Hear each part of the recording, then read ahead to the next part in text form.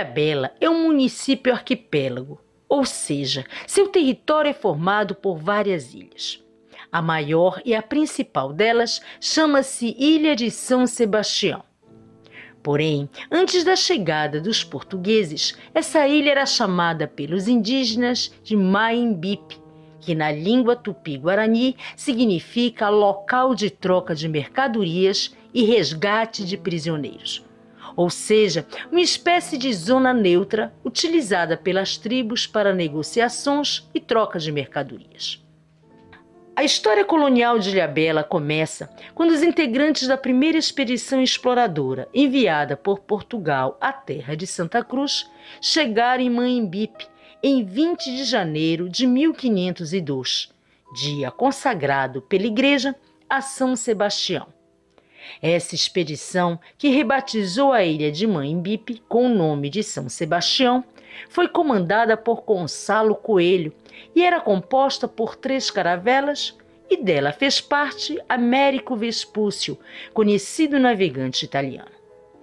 Por inúmeros motivos, essa região permaneceu completamente desabitada ao longo dos primeiros 100 anos após a passagem da expedição comandada por Gonçalo Coelho. Somente em 1608 é que viriam a se estabelecer os primeiros colonos, os sesmeiros, em ambas as margens do canal do Toque-Toque, hoje Canal de São Sebastião. Foram eles Diogo de Unhade e João de Abreu, burocratas portugueses oriundos da vila do Porto de Santos. A principal atividade exercida pelos colonos era o plantio da cana e a produção de açúcar, utilizando exclusivamente mão de obra escrava, na época comercializada livremente. Com a chegada de mais colonos e escravos, formou-se um pequeno povoado que no início do século XIX era chamado de Vila Bela, que posteriormente passou a chamar-se de Ilhabela. A maioria de seus moradores eram escravos negros que vinham da África e desembarcavam no porto de Castelhanos e de lá seguiam para o mercado de escravos de Vila Bela para serem vendidos. Nessa época, mais precisamente em 1810, mudou-se para o pequeno vilarejo uma portuguesa misteriosa chamada Maria Perpétua Calafate de Souza. Perpétua, como era mais conhecida, nasceu na cidade do Porto, em Portugal, no ano de 1790. Tinha apenas 12 anos quando casou-se por contrato com o escrivão João Rodrigues da Siqueira. Mas com apenas 15 anos enviuvou e mudou-se para o Brasil, indo morar na ilha de São Sebastião, no litoral norte de São Paulo, onde em 7 de novembro de 1810 contraiu núpcias com o capitão Antônio José Lisboa de Souza, um rico comerciante de escravos.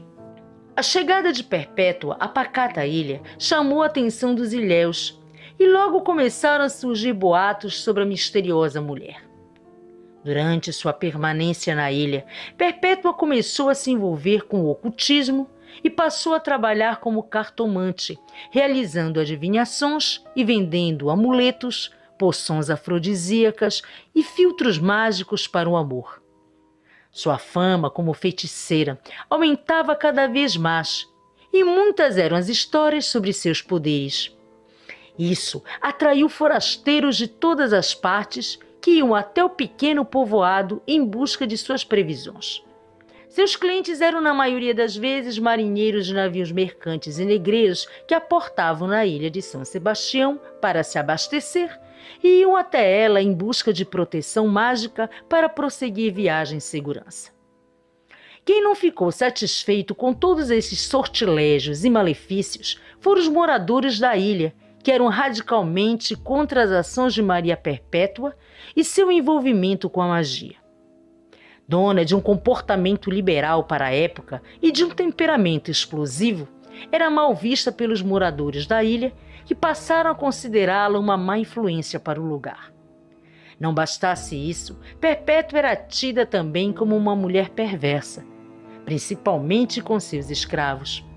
Costumava puni-los cruelmente por qualquer deslize. Diziam que ela os deixava passando fome, mantinha-os presos em correntes, amarrava-os em troncos de árvores para açoitá-los, mutilava-os e até mesmo matava-os quando sentia vontade. Conta-se que certa vez ela mandou decepar a língua de um de seus escravos só porque este lhe respondeu atravessado. Por tudo isso, os habitantes da ilha, incomodados, enviaram cartas a Portugal pedindo a prisão e o degredo de Maria Perpétua. Por volta de 1812, ela foi denunciada às autoridades locais por bruxaria e feitiçaria. Entre os denunciantes estava o capitão Domingos, o comerciante de escravos mais importante da região. Agora, Maria Perpétua era oficialmente uma bruxa. Mas por que o capitão nutria tanto ódio por essa mulher? Bem, segundo relatos da época, Perpétua teve um desentendimento com Joana, uma das escravas do capitão Domingos, e jurou vingar-se. Coincidentemente, alguns dias depois, Joana adoeceu e em seguida veio a falecer. O capitão Domingos, junto com outros moradores da ilha, deu queixa ao padre do vilarejo, acusando Maria Perpétua de ter jogado um feitiço na escrava e assim ter provocado a morte dela.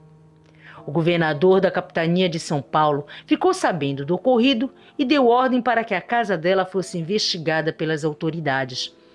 Além de diversos apetrechos de magia, um livro com dezenas de anotações de mandingas, simpatias e feitiços dos mais esquisitos que se possa imaginar, também foi encontrado uma orelha humana seca, motivos suficientes para que ela fosse presa e levada para a cadeia de São Vicente sobre acusação de bruxaria. Mas como seu marido ainda exercia certa influência na região, ela foi liberada logo em seguida. Mas tempos depois, Perpétua foi denunciada por envenenamento e por vários outros casos envolvendo bruxaria. Ela foi morta a facadas pelo próprio marido, Antônio José Lisboa, no dia 23 de outubro de 1817, com 27 anos de idade. Homicídio que nunca foi levado a julgamento. Dizem as más línguas que o motivo da briga entre o casal foi devido a um suposto caso amoroso que Perpétua tinha com o sócio do marido. Curiosamente, 5 anos depois de sua morte, o processo contra ela foi reaberto a mando do capitão-mor da ilha de São Sebastião, Julião de Moura Negrão, e até hoje o motivo de tal abertura é desconhecido. Atualmente, passado quase 200 anos depois de sua morte, ela ainda continua viva nas histórias e lendas contadas pelos antigos caiçaras da ilha de São Sebastião. Reza a lenda que, por ter sido muito má em vida, Perpétua recebeu um castigo divino na sua morte e foi condenada a vagar eternamente assombrando os habitantes da ilha de São Sebastião. Dizem que ela aparece vestida de branco nas noites de lua cheia. Aquele que tiver o infortúnio de encontrar com o fantasma da Perpétua e deixar de fazer uma oração pela salvação da alma dela, será atormentado para sempre pelo espírito maligno da terrível mulher. Dizem ainda que no local onde o corpo dela foi sepultado havia crescido um enorme pé de guapuruvu, que ao ser tocado escorria sangue.